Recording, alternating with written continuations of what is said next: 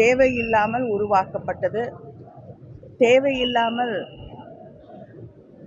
அங்கே போராட்டத்திலே ஈடுபட்ட அத்தனை பேரும் ஒரு மிரட்டப்படக்கூடிய ஒரு சூழலை உருவாக்கி காட்டியிருக்கிறார்கள்.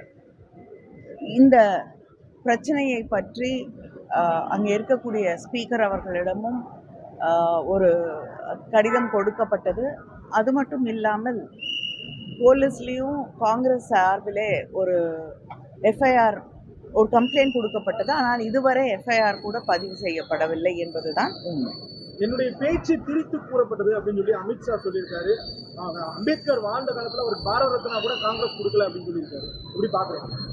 அவர் என்ன பேசினார் அப்படின்னு தெளிவாக சபையிலே இருக்கக்கூடிய குறிப்பிலே இருக்கிறது. அது மட்டும் இல்லாமல் வீடியோஸும் இருக்கு. அதனால யாரும் அதை பிரித்து கூறுவதற்கு வாய்ப்பே கிடையாது. திருநெல்வேலி தூத்துக்குடிக்கு அருகே இந்த கேரளால இருந்து வர்ற மருத்துவ கழிவுகள் கொட்டப்படுறதுக்கு நிறைய கம்ப்ளைண்ட்ஸ் வருது. நீங்க அங்க எம்பியா இருக்கிறீங்கன்னா இது தொடர்பா என்ன நடவடிக்கை எடுக்கலாம்?